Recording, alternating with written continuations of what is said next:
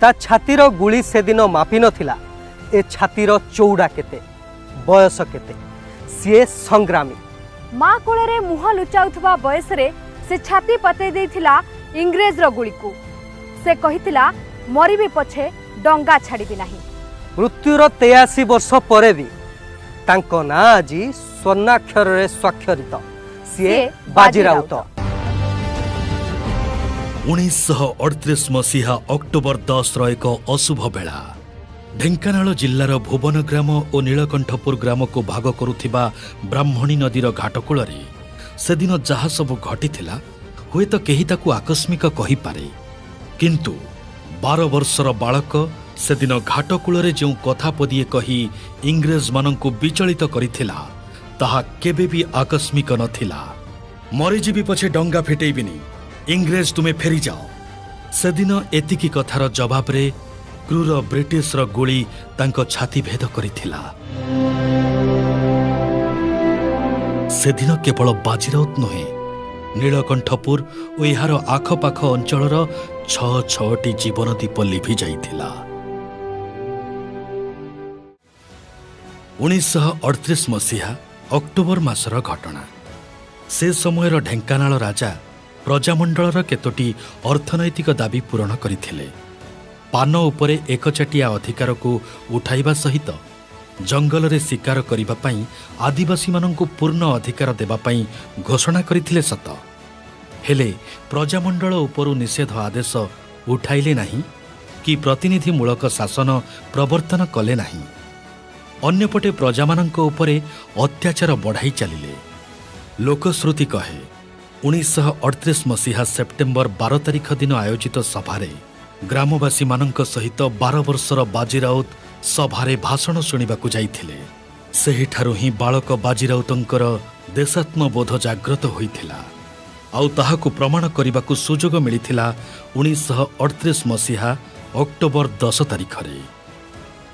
इंग्रेज माने आसिले से घाट कोले डंगा धरिकी जगिचंती तापरे ताकू कहले हमको पार कर दियो से नाही कले मना कले जेमिति तांको गोली मारिकी से डंगा तळु गड़े देले। ये घाट को जाइकी तांको विरोध करिबारु से ताको कहले डंगा जो जेते शीघ्र पारचो खसे नै जा तळकू ये जाइकी ताको डाकी शीघ्र डंगा आने ना मु डंगा नेबी नै एकथा कहबा ताको मारले बाजीराउत को माइला पर सुतिया काटिले सुतिया काटिकी नटमळी मारिकी हेटू लखणमळी को माइले लखणमळी माइले हुरसी पथना गुड़ी हेगला से घाटे सी भी घर पाखे घर जाइकी टली पड़ले आउ 2 लोक आमर कटक रे मरले पाणुलेंगा फगु साहू।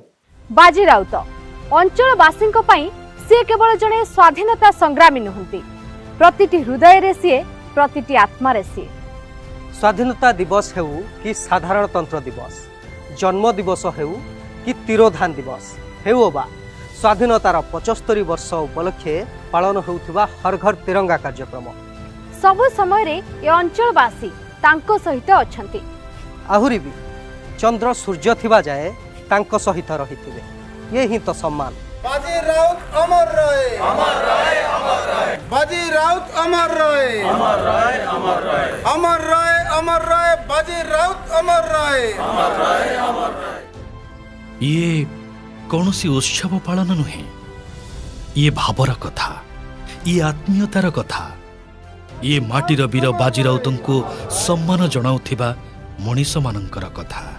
यारी भितरे मान यारी भितरे आत्मस्वाभिमान पुणी अभिमान वीर बाजीराउत अमर रहे अमर रहे अमर रहे। सतरे कण आम माटीर वीर जेतिकी सम्मान पाइबा कथा ताहा पाउछि बाजीराउतंक विषय जेतिकी प्रचार प्रसार हेबा कथा ताहा कण हेउछि एबे भी दायदटीए किछि स्मृति फलक को धरी एहार हिसाब खोजुछि। सरकार तो आमको किसी अनेले नहीं आउ आम आम दुखरे आम दुखी आम सरकार को कहीं दाबी करूँ बा कौन दाबी कले किए बा शुणुची आम दुख महताब जो थे पाखक बापा जाइए देखा कले कि आशा करी कौन काले सरकार आम दुख करूँ ना कि आज्ञा है सी कागज सैला साही सैला लिखिले कि मंत्री भी गले कि आज्ञा आम दुख कहीं शुणी ना। या भितरे 83 वर्ष बीती जाइछि।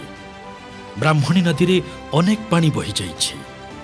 कूल खाई नदी शहीद्र भेटामाटी जाई छुईछि।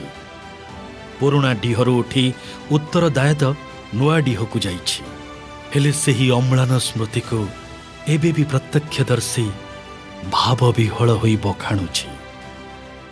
बाजिया डंगा फिटेकी नौछि तळुकु ये कात नुचेदेव डंगा नुचेबाकू जाइथला ये तो अनै देले जे डंगा तळे अछि आ पळैले करे करे ताकू डाकिले कहले पिला डंगा आणे डंगा आणे ना ना मु तुमको पारहेबी नहीं ना तुमको पारहेबी नहीं हमर जिन कहले लगे देले गुड़ी आ लगे देले जे बाजिया एकाथरे डंगारे पड़ीगला रक्त मारीगला गाँ वाला हो हा होकर डंगा को टाणी रखिकी सुतिया लगेदेले सुतिया से काटी देकर डंगार चढ़ी पलैले जमी 4 हाथ खंडे जाइए लगेले गुड़ी आम गाँ वाला सब मरीगले ठीक ठाक कर माइले जे सब पड़ीगले। सेदिन गुलिकांड परे बाजी राउतଙ୍କ समेत मृत सत्याग्रही माननकु कटक अणा जाइथिला। सेमानंकु एक विराट शोभायात्रा रे खाननगर श्मशान को निया जाई सेठारे दाह करा जाइथिला। सेदिन बाजी राउतଙ୍କ समेत 6 जन सत्याग्रही मृत्यु रे स्तब्ध होई जाइथिला समग्र ओडिशा। एही जघन्य कांड को सर्वत्र निंदा करा जाइथिला।